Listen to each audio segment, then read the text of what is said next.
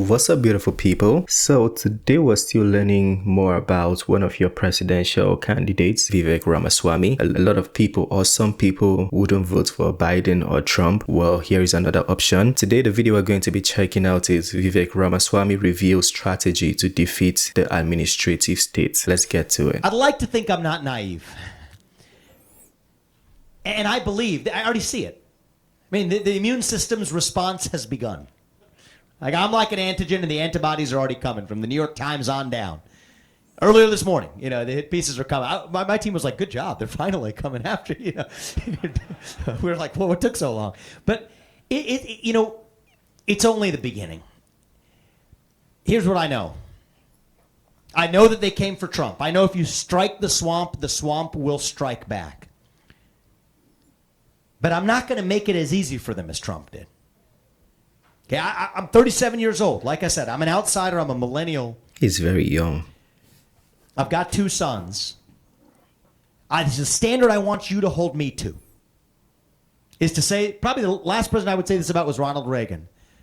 President who I want to be able to look my two sons in the eye and tell them in good conscience that I want you to grow up and be like him. That's the standard I want you to hold me to. Okay, none of us are perfect. But if they're coming after you, you better be on unimpeachable footing at every step of the way. You better have a deep first personal understanding of the law, not just relying on the advisor class around you that was the product of that same swamp. That's part of where Trump got tripped up. Well, get technical. Positions like the Office of Personnel Management, who you hire and fire, who sets those policies, the Office of Management and Budget. One of the, I wouldn't call it mistakes, because maybe I would have made the same mistake at the same time, but I opened my eyes and I learned from it, and we're building on that foundation. What would I do differently? What will I do differently? The people I put in those roles aren't going to be people who act as ambassadors for the administrative state, sort of mediators between the outsider in the White House and the administrative state. I think that's who Trump had in those roles. No, they're going to be people who are bulldogs for my vision. Cabinet level secretaries, what everybody pays attention to. We got to pay attention to the plumbing of the administrative state, the OMB, the OPM. That's really what permeates the entire deep state apparatus. The people in those roles will be outsiders.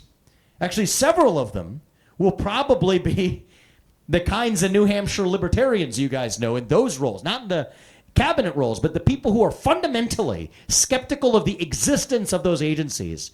You got to have somebody with no doubt in their mind in those roles, outsiders to government, running the budgeting process, running the HR process. That's going a little bit further than Trump did.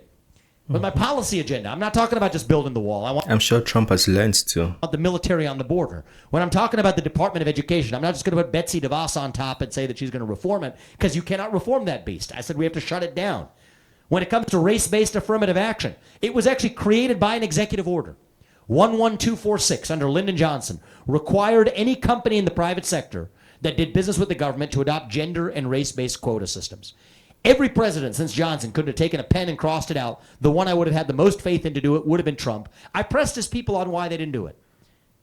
I'm quoting them exactly. They said, it's not a political hill we want to die on. And that's where I come back to what I said earlier.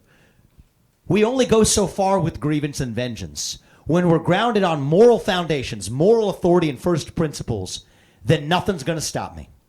And I believe that I'm guided by a sense of purpose. I am a person of faith. I do not apologize for that.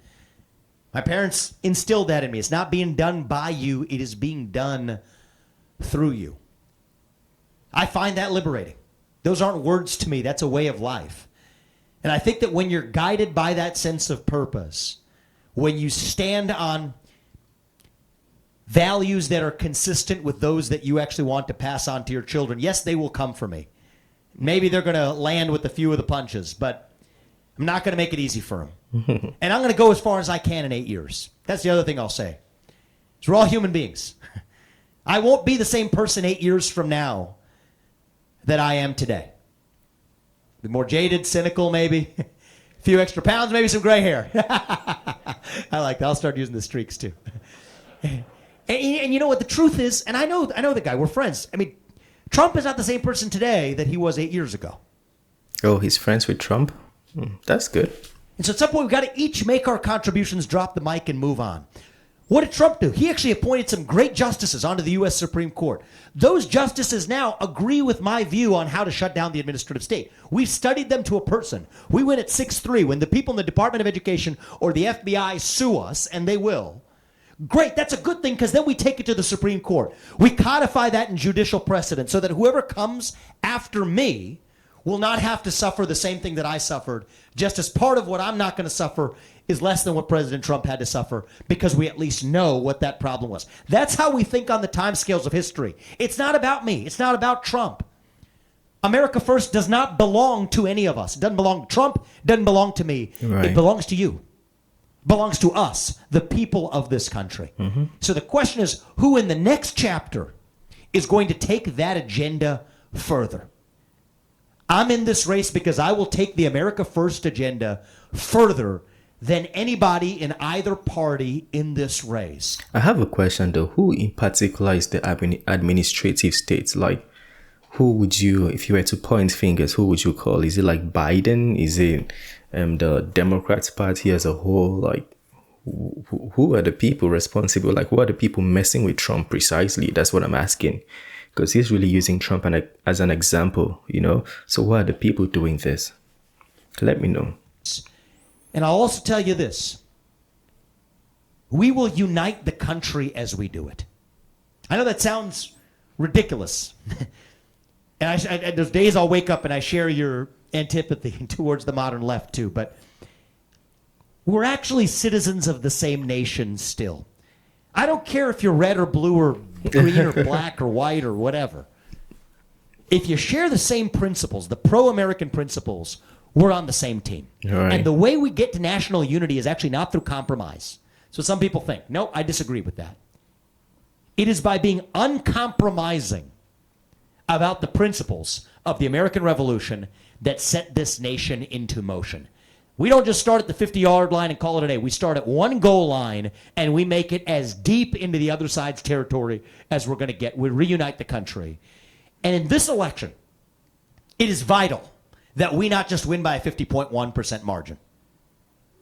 For a lot of reasons. One of them is that when I'm governing, we need a moral mandate to deliver the things I'm talking about. A 50.1 margin is not going to get it done. I think I am the only candidate in this race who can deliver a Reagan 1980-style landslide election. Mm-hmm. And it's because, you noticed it today, it's the same as the campaign trail. I don't talk about Reagan was a Republican? Republicans and Democrats. Don't know. Talk about whether we are pro-American. Will we sacrifice and fight for the principles of this nation, or will we apologize for the existence of a nation founded on those ideals? Divided up that way, it's not 50-50. It's 80-20 in our favor. And half the 20 are people younger than me who never learned those ideals in the first place. We'll bring them along too. That is why we will win 2024 in a landslide election.